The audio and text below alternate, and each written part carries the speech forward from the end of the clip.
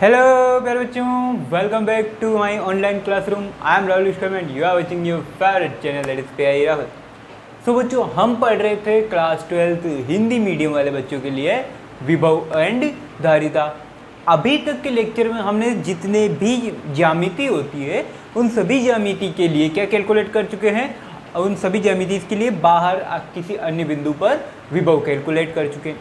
अब विभव वाला पोर्शन तो हुआ खत्म। अब बारी आती है स्थिर विद्युत की ऊर्जा की या स्थितिज ऊर्जा की, ठीक है, यानी electrostatic potential energy. Electrostatic potential energy English में बोले तो, ठीक है। अब ये वाली चीज़ आप पहले भी पढ़ चुके हो सर, कहाँ? 11th क्लास में, याद होगा आपको, गुरुत्वाकर्षण में आपको पढ़ाया गया होगा। सर हमने कभी 11th क्लास में कभी सही ढंग से पढ़ाई करी होती तो बात ही क्या थी। खैर कोई बात नहीं, ठीक है, भूल चुक लेनी देनी। बात करते स्थिर विद्युत की ऊर्जा की। अब जो ध्यान से सुनना कंसेप्ट को, इस कंसेप्ट से काफ़ी अच्छे क्वेश्चंस बनते हैं। बहुत ही प्यारा और बहुत ही स्वीट कंसेप्ट है। कैसे बात करते हो सुनो। क्या करना है आपको? सिस्टम लेना है। हमेशा ध्यान रखना, स्थिर विद्युत की ऊर्जा के लिए या स्थिर विद्युत की स्थितिज ऊर्जा के लिए बात करें तो आपको एक सिस्टम पे ये चीज़ अप्लाई करनी पड़ेगी, ना कि किसी यूनिट बॉडी के लिए, ठीक है। आपको पूरा सिस्टम लेना पड़ेगा, यानी दो या दो से ज़्यादा चार्जेस, दो या दो से ज़्यादा आवेशों का निकाय आपको लेना पड़ेगा। चलो सर ले लिया मैंने, मान लो फिलहाल मेरे पास दो आवेश Q1 एंड Q2 है। बहुत बढ़िया सर। अब जो निकाय की इस पूरे सिस्टम की स्थितिज ऊर्जा है वो देखो, अब मैं क्या कर रहा हूँ बच्चों, एक आवेश को दूसरे आवेश में लेकर आ रहा हूँ, ठीक है। मान लो इस Q1 आवेश को उठा ले जाऊंगा तुझे मैं, नहीं Q1 आवेश को उठा के Q2 आवेश के पास लेकर आना है। तो इस पूरे सिस्टम के दौरान कितनी आपको स्थितिज ऊर्जा, इसे U से डिनोट करते हैं, कितनी आपको स्थितिज ऊर्जा वेस्ट करनी पड़ी या कितनी आपकी स्थितिज ऊर्जा लगी है वो आपको कैलकुलेट करना है, ठीक है। अब स्थितिज ऊर्जा तो कैसे दूँ सर मैं? अपन ऐसा काम कर सकते हैं क्या कि इस पॉइंट से इस पॉइंट तक जाने में जो वर्क डन है वो कैलकुलेट कर सकते हैं। हाँ, वो तो हो सकता है। तो मान लो, अब देखो ये दोनों क्या है? स्थिर आवेश है। दोनों क्या है? स्थिर आवेश है। स्थिर आवेश है तो इनके द्वारा जो कार्य होगा वो कौन सा होगा? इलेक्ट्रोस्टैटिक कार्य होगा, स्थिर विद्युत की कार्य। हाँ, तो यहाँ पर ऐसा बोला जाता है, देखो कार्य ऊर्जा प्रमेय पढ़ी है आपने? हाँ, तो जो कार्य है वो किसके बराबर हो सकता है? ऊर्जा के रूप में संचित हो सकता है, ठीक है। तो कार्य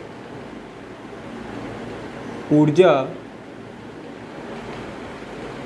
प्रमेय से ध्यान से सीखना, पॉइंट टू पॉइंट कंसेप्ट है। कार्य ऊर्जा प्रमेय से बात करें तो इस आवेश को यहाँ से यहाँ लेकर जाने में जो किया गया कार्य है वो, ठीक है, देखो स्थितिज ऊर्जा स्थिर विद्युत की बल द्वारा किए गए कार्य के ऋणात्मक के तुल्य होता है। स्थिर विद्युत की ऊर्जा या स्थिर विद्युत की स्थितिज ऊर्जा, यहाँ पे लिख देता हूँ डेल्टा U लिखता हूँ, इसको सही रहेगा, ठीक है, डेल्टा U, ठीक है। तो स्थिर विद्युत की ऊर्जा स्थिर विद्युत की बल के द्वारा किए गए कार्य के ऋणात्मक के तुल्य होता है। ये तो हुई बात स्थिर विद्युत की बल की। अब बच्चों, अगर ये स्थिर विद्युत की बल है तो आपको गतिज ऊर्जा में परिवर्तन हो रहा होगा। तो गतिज ऊर्जा में परिवर्तन ना हो, ये सारा कंसेप्ट वही है जो आपने विभव की डेफिनेशन में पढ़ा था। गतिज ऊर्जा में परिवर्तन ना हो, आप क्या चाहोगे? गतिज ऊर्जा में परिवर्तन ना हो। तो इसके लिए आप क्या लगाओगे? एक बाह्य कारक के द्वारा बल लगाओगे। तो बाह्य कारक द्वारा बल लगाएंगे तो बाह्य कारक द्वारा कार्य भी किया जाएगा। तो बाह्य कारक द्वारा किया गया कार्य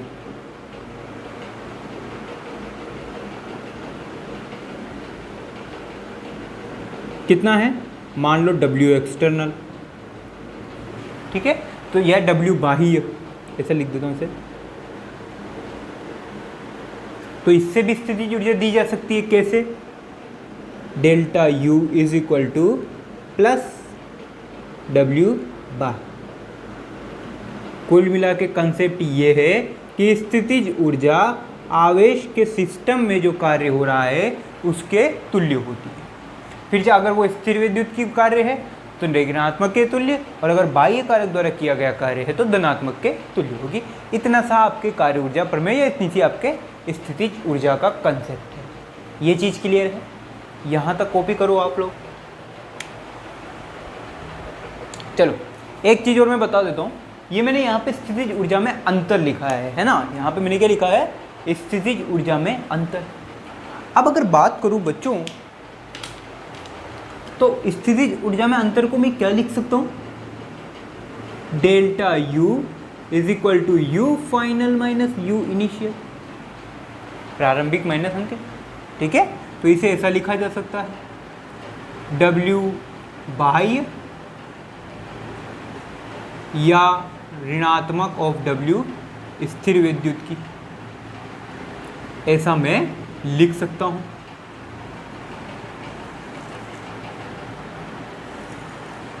ठीक है, मैंने पूरा एक ही लाइन में ये आंसर लिख दिया। ये है आपकी स्थिर विद्युत ऊर्जा की परिभाषा। क्या? कि किसी भी निकाय की स्थितिज ऊर्जा उसमें स्थिर विद्युत की बल द्वारा किए गए कार्य के ऋणात्मक के तुल्य अथवा बाह्य कारक द्वारा किए गए कार्य के धनात्मक योग के तुल्य होती है। अब दूसरी बात, विभव क्या है? अदिश या सदिश? सर अदिश है। अगर विभव अदिश है तो उसके लिए जो स्थितिज ऊर्जा है वो भी कैसी होगी? अदिश। और वो भी सी बात है, ऊर्जा कैसी राशि है? अदिश राशि है। तो ये वाली ऊर्जा भी कैसी होगी? अदिश राशि होगी। ठीक है, सब मान लिया आपकी बात। अब मानो बच्चों कि अभी तो क्या है, निश्चित दूरी पर है, ये दोनों आवेश क्या हैं? आपस में निश्चित दूरी पर रखे हुए हैं। मान लो कि मैं इनको अनिश्चित दूरी पर रख देता हूँ। मैं इन दोनों आवेशों को अनिश्चित दूरी पे रख देता हूँ। अनिश्चित का मतलब दोनों के मध्य की दूरी कितनी कर देता हूँ? अनंत। दोनों के मध्य दूरी कितनी कर देता हूँ? अनंत कर देता हूँ। तो ये मान लो यहाँ पे अनंत है और ये मेरा क्या है? प्रारंभ बिंदु है। ये मेरा क्या है? प्रारंभिक बिंदु है और ये मेरा अंतिम बिंदु है।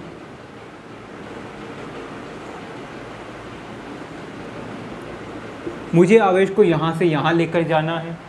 ठीक है, अब अंतिम बिंदु पर, सॉरी प्रारंभिक बिंदु मान लो U इनिशियल, ठीक है, और अंतिम बिंदु क्या है? 1। तो इसको मैं ऐसा लिख देता हूँ, U इनिशियल। इनिशियल का मतलब प्रारंभिक बिंदु। ये तो क्या है आपका? U infinite. और अनंत पे ऊर्जा वापस से 0, क्योंकि अनंत का आपको कोई भी चीज़ पता नहीं है। जिस तरीके से आप अनंत पे विभव 0 मानते हो उसी तरीके से आप अनंत पे ऊर्जा 0 मानेंगे। ठीक है, प्रारंभिक ऊर्जा होगी। अंतिम ऊर्जा की बात करो, फाइनल एनर्जी मान लो UF है, UF को मान लिया U। ये दोनों चीज़ें यहाँ रख दो फॉर्मूला में। डेल्टा U, UF की जगह रखो U माइनस UI की जगह रखो U infinite is equal to positive of work done of बाह्य कारक। अब इस केस में क्या है? आप अनंत से किसी आवेश को लाने में किया गया कार्य। तो यहाँ पे एक चीज़ और लिखोगे, बाह्य अनंत। ठीक है, दैट्स इट। तो इसे और आगे सोल्व करके आप ऐसा लिख सकते हो।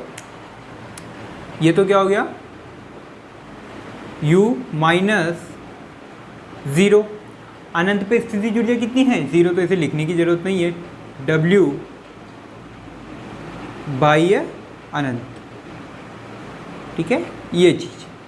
तो कुल मिला के अगर दोनों के मध्य दूरी अनिश्चित है, अर्थात दोनों एक दूसरे से अनंत दूरी पर रखे हुए हैं, तो स्थितिज ऊर्जा ऐसी होगी। और अगर दोनों आपस में एक निश्चित दूरी पर रखे हुए हैं तो दोनों के मध्य स्थितिज ऊर्जा ये होगी।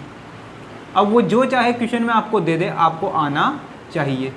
ये निश्चित दूरी के लिए है, लिख रहा हूँ, आप चाहे जैसे लिख सकते हैं। और ये अनिश्चित दूरी के लिए या अनंत दूरी के लिए, वो आपको क्वेश्चन में बोलेगा। सर कैसे पता चले कि दूरी निश्चित है या अनिश्चित है? ऑब्वियसली बात है, अगर वो आपको बोल दे 5 मीटर 10 मीटर तो आपको ये वाला कंसेप्ट लगाना है। अगर वो बोल दे बच्चों कि आपको अनंत दूरी पर रखे हुए, एक दूसरे से अनंत पर रखे हुए, या ऐसा बोल दे कि एक बिंदु यहाँ है एक बिंदु अनंत पर रखा हुआ है, तो ऑब्वियसली ऑटोमेटिक आपको पता लग जाएगा कि अनिश्चित दूरी है। फिर आपको यहाँ से ये वाला कंसेप्ट फॉलो करना है। क्लियर है चीज़? क्या क्लियर है गया ये सारी चीज़? चलो कॉपी करो यहाँ तक। अब बात करते हैं मेन व्यंजक प्राप्त करने की। चलो बच्चों, ये तो हुआ स्थितिज ऊर्जा का फॉर्मूला किसकी फॉर्म में है? कार्य की फॉर्म में। अब मान लो अगर आपको कार्य के बारे में पता ही ना हो, ना तो आपको बल दिया ना विस्थापन दिया, तो कार्य का ऑटोमेटिक पता नहीं है। और अगर कार्य का पता नहीं है तो स्थितिज ऊर्जा कैसे निकालेंगे? तो प्यारे बच्चों उसके लिए आपको देखो ना, मोस्टली इन द केस आपको क्वेश्चन में आवेश से रिलेटेड क्वेश्चन पूछेगा, क्योंकि बोर्ड वाले इतना ज़्यादा रिस्क लेते नहीं हैं। ठीक है, बोर्ड वाले इतना ज़्यादा रिस्क लेते नहीं है, तो अगर बोर्ड वाले रिस्क नहीं लेंगे तो वो आपको अच्छा क्वेश्चन देंगे। तो अब अपन प्राप्त करने जा रहे हैं स्थितिज ऊर्जा के लिए व्यंजक प्राप्त करेंगे। ठीक है, किसकी फॉर्म में? आवेशों की फॉर्म में। किसकी फॉर्म में? आवेशों की फॉर्म में। चलो मान लो वापस से वही केस है, दो आवेश है एक निश्चित दूरी r पर रखे हुए हैं। ठीक है, तो मुझे इतना बताओ, इतना सा बता दें, सॉरी ठीक है, इस Q2 आवेश के कारण विभव की परिभाषा पढ़ी है ना, लेक्चर नंबर 1 पे जाओ। विभव की परिभाषा क्या तुम्हें याद है? विभव की परिभाषा है, ओहो हो। अच्छा, विभव की परिभाषा क्या है? सर इतना भी नहीं पता है आपको? एकांक आवेश को विभव की पूछ रहा हूँ, विभवांतर की नहीं पूछ रहा हूँ, गलती से बता मत देना, गोली मार दी जाएगी। विभव की परिभाषा क्या है? एकांक आवेश को अनंत से उस बिंदु पर लाने में किया गया कार्य उस पर विभव के तुल्य होता है। याद है, यही लाइन लिखवाई। तो मान लो मुझे इस बिंदु पर विभव चाहिए, इस पॉइंट नंबर 2 पे। अब बिंदु ये 2 पॉइंट है, ये 1 पॉइंट है। ठीक है, अब मुझे विभव कहाँ कैलकुलेट करना है? बिंदु 2 पर। तो बिंदु ए, मेरी प्यारी बिंदु पर विभव। ठीक है, अच्छा क्या होगा? मान लो ये अनंत है, अनंत से इस Q2 आवेश को बिंदु 2 पर लाने में किया गया कार्य यही होगा। अनंत से इस बिंदु 2 पर इस Q2 आवेश को लाने में किया गया कार्य। ठीक है साहब, W अपॉन आवेश Q2 यही होगा ना भाई। इस पर विभव कितना होगा? W upon Q2। चलो ठीक है, इसको दे देते हैं इक्वेशन नंबर 1। ओके, चलो क्या इस पॉइंट नंबर 2 पर विभव ओनली Q2 की वजह से होगा या Q1 की वजह से भी विभव होगा? अरे हाँ, याद कर वो दिन जब मैंने तुझे बताया था किसी बिंदु आवेश के कारण निश्चित दूरी पर स्थित। अरे यार, लेक्चर नंबर 1 में मैंने आपको लिखा है बिंदु आवेश के कारण r दूरी पर स्थित। कैसे बच्चे हैं शिवज। ये देख, यहाँ था तेरा चार्ज Q, यहाँ था तेरा पॉइंट P। इस Q चार्ज की वजह से इस पॉइंट P पर विभव कितना है सर? KQ अपॉन कैपिटल या स्मॉल r, यही था। अब इस केस में देख, यहाँ पे आवेश कितना है? Q1, दूरी कितनी है? r। ये P की जगह क्या है? Point number 2। तो यहाँ पे पता विभव कितना होगा? KQ1 upon r। ठीक है, वही चीज़ लिखो। Q1 आवेश के कारण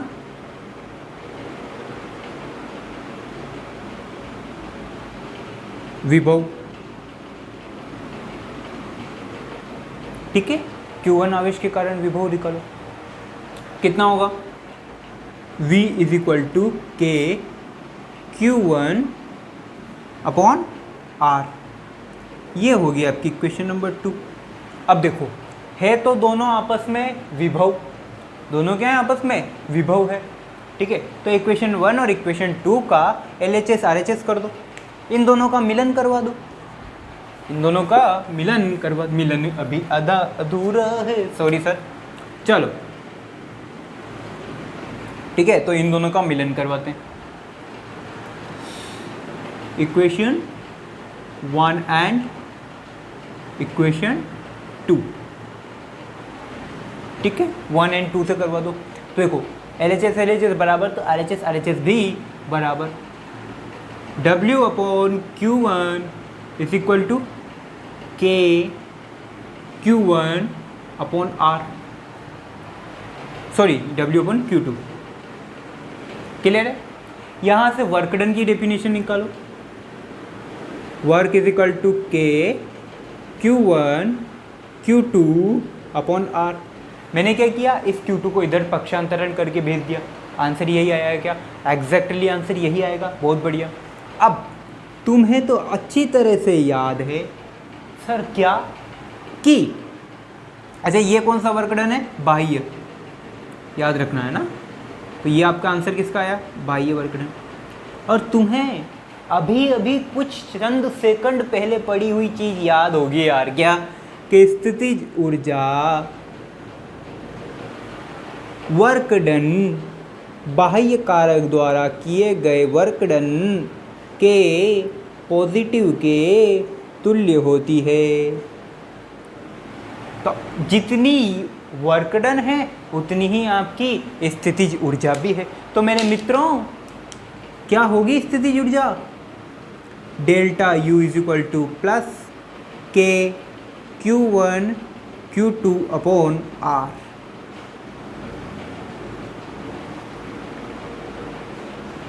यही है आपकी स्थितिज ऊर्जा। क्लियर है। तो ये आपको मिल गया व्यंजक स्थितिज ऊर्जा के लिए। अब आपसे वो जो चाहे जो पूछे वो कर दो। अगर आपसे वर्क की फॉर्म में पूछता है तो पहले वाला व्यंजक लगा दे यार, अगर आपको आवेश की फॉर्म में स्थितिज ऊर्जा पूछे तो ये वाला व्यंजक लगा दे, सिंपल। अब ये क्या हुई, सिस्टम के लिए कितना, 2 आवेशों का सिस्टम। सर मेरे तो बात जमी नहीं कि क्या हो गया भाई मालिक। अब वो आप बच्चा आया मेरे को बोलता है सर 2 आवेश के लिए तो इजी है, 3 आवेश के लिए निकालो। मैंने कहा अच्छा ले भाई 3 आवेश के लिए निकालते हैं। मान लो अब आपको क्या करना है, निकाय के लिए निकालनी है। निकाय हेतु स्थितिज ऊर्जा किसके लिए निकालनी है, बहुत सारे चार्जेस के लिए निकालनी है। किसके लिए निकालनी है, बहुत सारे चार्जेस के लिए। तो सर अब मैं क्या करूं, तो कुछ मत कर, तुझे कुछ नहीं करना। मान ले फिलहाल ले लेते हैं 3 चार्जेस हैं। कितने चार्जेस हैं, 3। अगड़म बगड़म तिकड़म कहाँ है, 3 चार्जेस कहाँ है भाई, कहाँ है, ये रहे। एक है Q1 आवेश, एक है Q2 आवेश और एक है Q3 आवेश। क्लियर, बहुत बढ़िया। इन दोनों के मध्य की दूरी मान लो R12, इन दोनों के मध्य की दूरी मान लो R23 और इन दोनों के मध्य दूरी मान लो R13। क्लियर, बहुत बढ़िया। अब सुनो बात को, यहाँ इन दोनों के मध्य स्थितिज ऊर्जा कितनी आएगी, U1 कितनी आई, K Q1 Q2 R12। इन दोनों के मध्य स्थितिज ऊर्जा कितनी आई, U2 K Q2 Q3 R23। कुछ नहीं कर रहा हूँ मैं, K इंटू दोनों आवेशों का गुणनफल बटे दोनों के मध्य की दूरी, वही सारा काम कर रहा हूँ, वही लिख रहा हूँ। अच्छा इन दोनों के मध्य दूरी U3 K दोनों आवेशों का गुणनफल K Q1 Q3 और दोनों के मध्य दूरी R13। ये यहाँ की स्थितिज ऊर्जा आई, ये यहाँ की स्थितिज ऊर्जा आई और ये यहाँ की स्थितिज ऊर्जा आई। कुल स्थितिज ऊर्जा निकाय के कुल स्थितिज ऊर्जा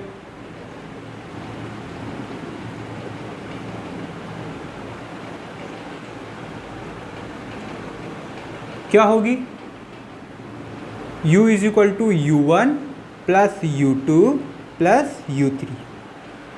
सिंपल, लॉजिक ही नहीं है। अगर आपकी स्थिति ऊर्जा जो भी है उनका क्या कर दो, आप एल्जेब्रिक सम कर दो, अर्थात जिस प्लस में है प्लस प्लस लिख दो। अगर मान लो यहाँ पर माइनस होती तो दो प्लस माइनस माइनस। अगर आपकी स्थिति ऊर्जा जैसे सपोज ये सोल्व किया आपने आई 25 जूल, ये सोल्व किया आपने आई -10 जूल, और ये वाली सोल्व करी तो आई 15 जूल। ठीक है, तो आप क्या करोगे, U is equal to 25 minus का 10 प्लस ये कितनी है 15, आंसर बोलो 15 15 30 जूल। तो निकाय की कुल ऊर्जा कितनी आई 30 जूल। करना कुछ नहीं है, अगर प्लस में है तो प्लस में लिखो, माइनस में तो माइनस में लिखो, जनरल सॉल्यूशन करके डाल दो। स्थितिज ऊर्जा में कोई फर्क नहीं है, कोई सदिश वाला काम नहीं है, सिर्फ जैसे आप स्केलर नंबर जोड़ते हो या घटाते हो वैसे स्केलर नंबर जोड़ना घटाना है सिस्टम की। तो क्या दिक्कत है, अलग अलग निकालो। यहाँ 4 आवेश होते तो 4 के लिए निकाल देते, 5 होते तो 5 के लिए निकाल देते। ठीक है, तो ये वाली आपकी स्थितिज ऊर्जा का सारा काम खत्म हो चुका है। अब इससे रिलेटेड कुछ 1-2 न्यूमेरिकल हैं, अपन सोल्व करते हैं जिससे हमारा कंसेप्ट और क्लियर हो जाएगा। ठीक है, यहाँ तक कॉपी करो आप।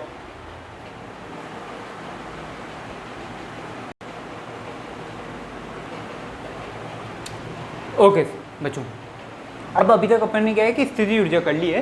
ठीक है, अब इससे रिलेटेड मैं आपको एक ऐसा न्यूमेरिकल करवाता हूँ जो आपको काफ़ी दिमाग का कंसेप्ट खोल देगा। सर हमारा तो दिमाग वैसे ही खुल गया जब से फिजिक्स पढ़ने स्टार्ट करी है, फिर कोई बात नहीं।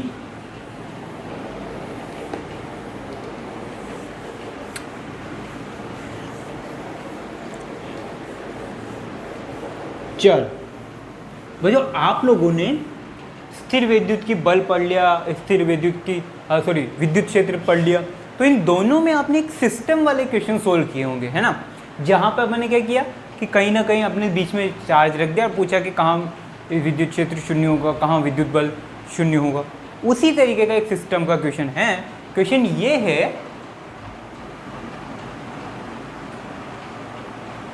क्या क्वेश्चन है, मान लो कि आपके पास इस तरीके से Q एट Q, ये कोई सिस्टम है। ठीक है, ये आपके पास एक सिस्टम दिया हुआ है 2Q Q and eight Q। आपको दिया हुआ है कि इन दोनों आवेशों के मध्य दूरी है 9 मीटर।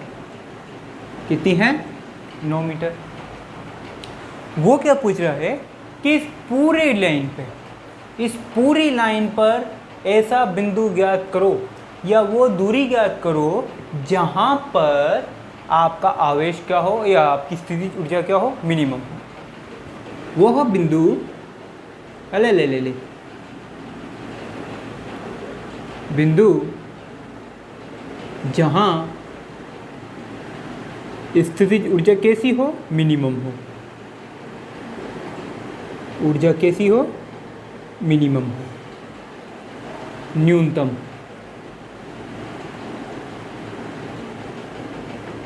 स्थितिज ऊर्जा कैसी हो, न्यूनतम। अब बात तो ठीक है, मान लो कि 2Q से x डिस्टेंस पे मैंने Q आवेश रखा हुआ है और यहाँ पे मेरी स्थितिज ऊर्जा क्या है, न्यूनतम है। तो अब मैं क्या करता हूँ, पहले इन दोनों के मध्य स्थितिज ऊर्जा, फिर इन दोनों के मध्य स्थितिज ऊर्जा, फिर इन दोनों के मध्य स्थितिज ऊर्जा अलग अलग निकालना स्टार्ट करता हूँ। देखो U1 के 2Q Q अपॉन x, कुछ नहीं किया, K इंटू आवेशों का गुणनफल बटा दोनों के मध्य दूरी। इधर आ जाओ, मान लो यहाँ U1 है, ये U2 है और ये U3 है। ठीक है, अच्छा इन दोनों के मध्य स्थितिज ऊर्जा U2 is equal to K, आवेश कौन है, Q into at Q, Q at Q upon x। अच्छा इन दोनों के मध्य स्थितिज ऊर्जा U3, वो भी निकालो, K 2Q एट Q अपन दोनों के मध्य दूरी 9। अच्छा एक बात हो, इन दोनों के मध्य दूरी कितनी है? ये मैं गलत लिख दिया, ये पूरी 9 है, इतनी x है, तो ये बची हुई कितनी हो गई? अरे यार 9 माइनस एक्स समथिंग, इसमें क्या है? यहाँ डिस्टेंस कितनी है? 9 माइनस एक्स, वो गलती से x लिख दिया मैंने। अच्छा अब बताओ इस पूरे सिस्टम की कुल ऊर्जा कितनी है? कुल स्थितिज ऊर्जा U is equal to U1 plus U2 plus U। कुल स्थितिज ऊर्जा कितनी है? U1 plus U2 plus U3। सम कर दो सबका। U is equal to U1 plus U2 plus U3, सबको ऐड कर दो। K इंटू, ऐसा लिखता हूँ देखो, 2K इंटू क्यू स्क्वायर है ना, डायरेक्ट लिख रहा हूँ मैं, 2K Q square upon x. Clear है? इसको 8K upon Q square plus 8K Q square upon 9 minus x plus, इसको क्या लिख सकते हैं? 8 to the 16K upon Q square, so 16K Q square upon 9। ये आ गई कुल स्थितिज ऊर्जा। ठीक है, इसे और सोल्व कर लो। के क्यू स्क्वायर कॉमन ले लो, या ऐसा करो 2K क्यू स्क्वायर कॉमन ले लो, बेटर रहेगा। 2K क्यू स्क्वायर कॉमन लिया, यहाँ क्या बच गया? 1 अपॉन एक्स, इधर 4 अपॉन 9 माइनस एक्स, इधर 8 अपॉन 9। Okay, 8 upon 9। क्लियर है? ये आ गई चीज। अब ये तो सिंपल फॉर्मूला था, ये तो सिंपल डेरिवेशन था जो हर कोई बच्चा कर लेगा। ये तो सिंपल डेरिवेशन था जो हर कोई बच्चा कर लेगा। मुद्दे की बात अब ये आई कि इस लाइन का मतलब क्या है? स्थितिज ऊर्जा निम्नतम हो या न्यूनतम हो, कोई भी टर्म हो, स्थितिज ऊर्जा बात करे, स्थिर विद्युत की बल बात करे, विद्युत क्षेत्र बात करे, कार्य बात करे, किसी के भी बारे में बात करे, अगर वो बोले कि ये चीज़ न्यूनतम है तो इसका मतलब वो कहना ये चाहता है कि उसका डिफरेंशिएशन, उसका one time differentiation is equal to 0। ये आप लोगों ने अभी 12th में नहीं पढ़ा होगा, आगे चल के अभी पढ़ोगे आप एप्लीकेशन ऑफ डिफरेंशियल इक्वेशंस, वहाँ पे आपको ये चीज़ सिखाई जाएगी। फिलहाल अपन समझ लेते हैं कि अगर वो बोले आपका कार्य निम्नतम है तो dW अपॉन dx बराबर 0। वो बोले आपका बल 0 है, बल या निम्नतम है, तो dF अपॉन dx बराबर 0। आपने अभी पढ़ा होगा, क्या बोलते हैं, 11th क्लास में कई केसेस में पढ़ा होगा कि त्वरण निम्नतम है तो dA बाई dx बराबर 0। वो बोल दे आपसे, कुछ भी बोल दे, विस्थापन बोल दे, जो भी चीज़ वो बोले, अगर निम्नतम बोलता है तो उसका एक बार डिफरेंशिएशन करो और उसको 0 के इक्वल पुट कर दो। यानी कि अब मुझे इस इक्वेशन का, इक्वेशन नंबर 1 का एक बार डिफरेंशिएशन करना है। किसके रेस्पेक्ट में? x के रेस्पेक्ट में। और उसे किसके इक्वल पुट कर देना है?